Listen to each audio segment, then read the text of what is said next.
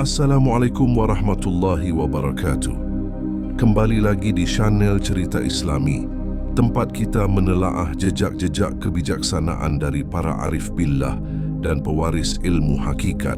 Pada kesempatan kali ini kita akan menyelami sebuah pembahasan yang sangat dalam dan halus, yaitu tentang maqam zazam atau maqam kosong, sebuah tingkatan makrifat yang hanya bisa dirasakan oleh mereka yang telah fana dari dirinya dan baka bersama Allah. Sebelum kita mulai, jangan lupa tekan tombol like dan subscribe. Semoga dukungan Anda menjadikan channel ini sebagai sarana menyebarkan ilmu para wali dan arifin, serta menjadi amal jariah yang terus mengalir hingga akhirat. Amin ya Rabbal Alamin.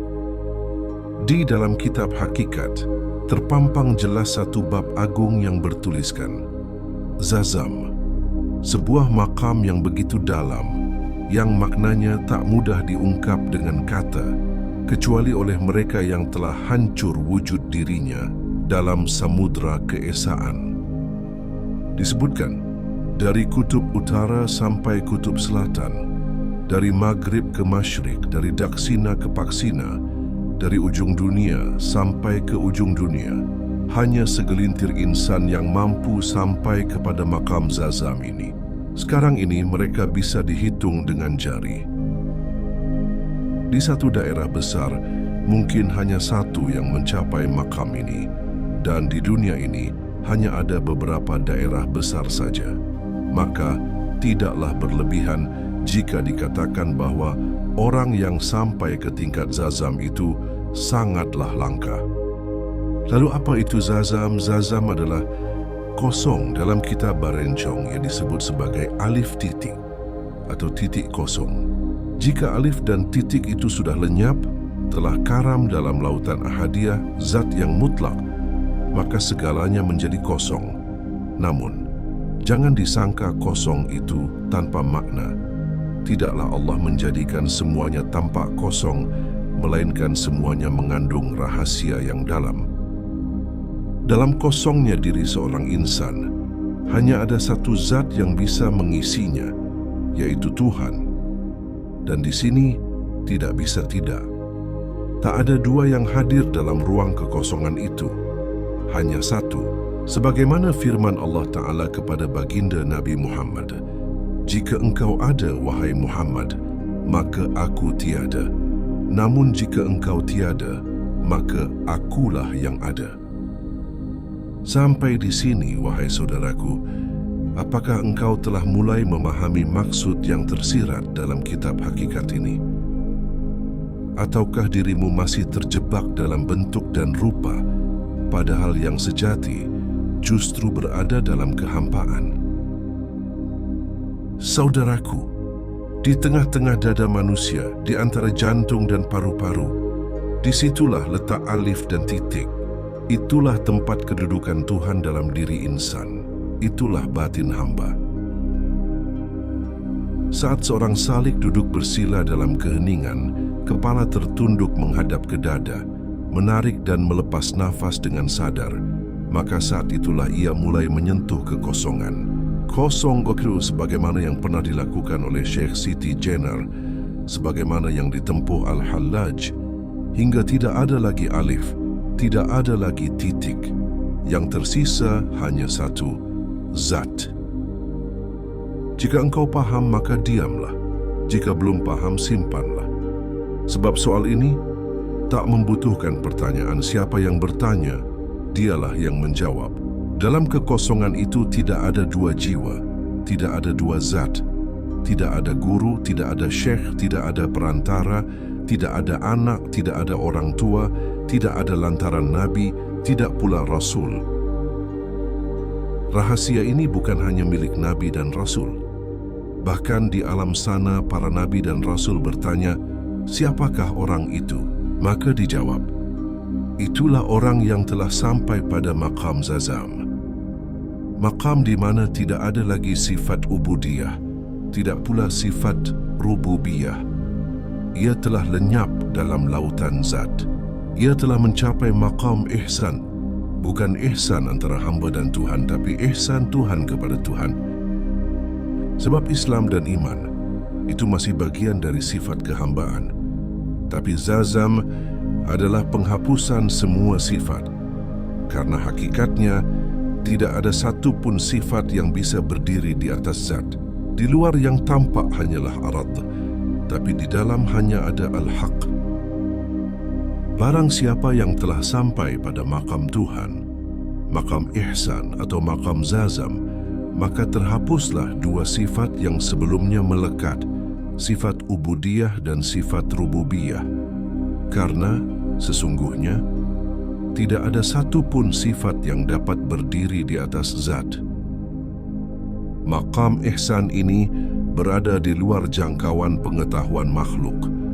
Ia lebih tinggi dari seluruh makam ahlul ma'rifat, dan makam ini digelari dengan sebutan penelanjangan Tuhan.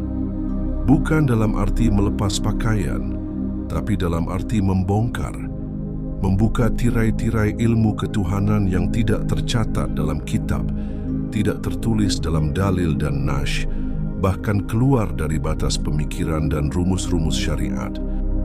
Ilmu ini adalah ilmu laduni, rahasia kudus, ilham dan wahyu yang tidak memiliki batas. Siapa yang mencapai tingkatan ini digelari dengan keulungan agama atau al-aboriyatud diniyah, sebab ia telah berhasil dalam lawatannya dengan bakat ruhani yang telah dibimbing langsung oleh Allah. Ia telah bertemu dengan keulungan agama itu sendiri, yaitu penelanjangan Tuhan.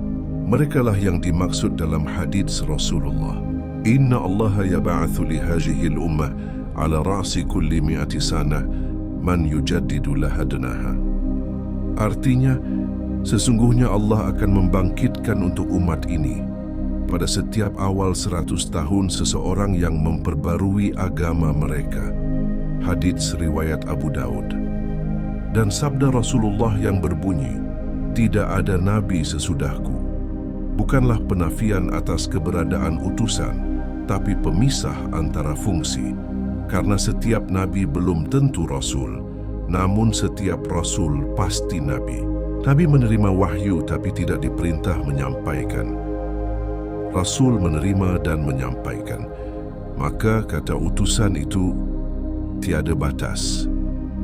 Setiap 100 tahun, Tuhan menurunkan seorang utusan untuk menyampaikan kembali agama Allah yang hak.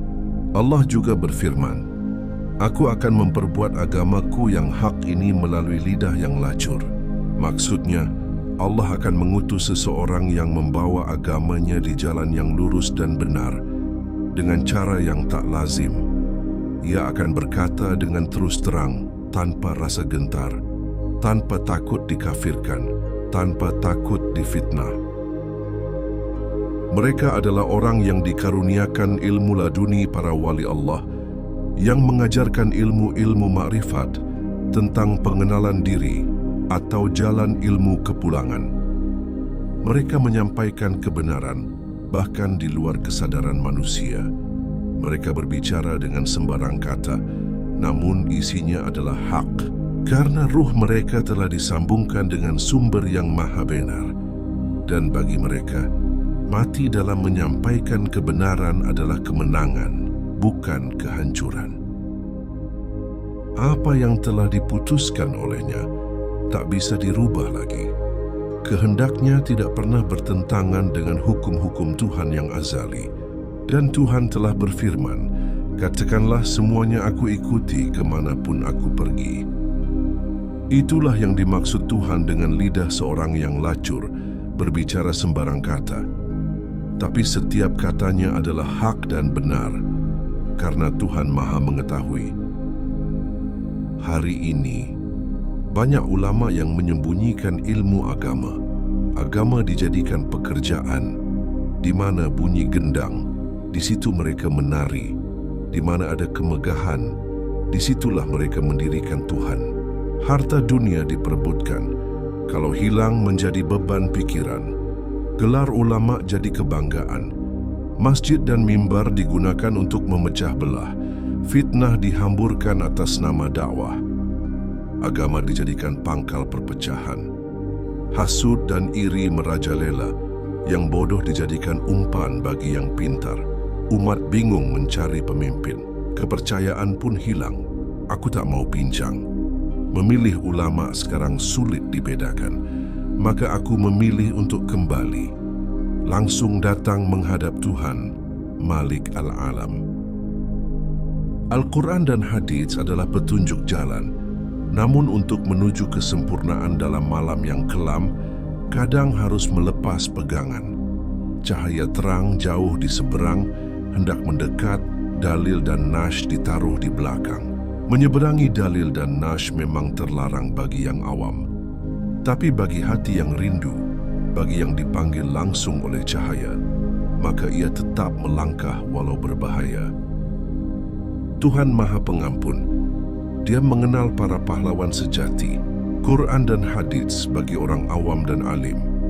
Tapi bagi para arifin, mereka mencari yang lebih dalam. Jika perlu, tinggalkan semua pegangan untuk menyeberang kepada Allah yang tiada batasnya. Siapa yang membatasi? Dia takut disaingi, harga dirinya takut jatuh. Maka disembunyikanlah ilmu hak, seolah-olah itu bukan untuk semua. Padahal ilmu Allah itu bebas, tanpa batas, tanpa tembok. Maka hari ini, aku serukan agar kita menyelam lebih dalam. Karena menurut Quran, tiada batas antara Tuhan dan makhluk yang rindu.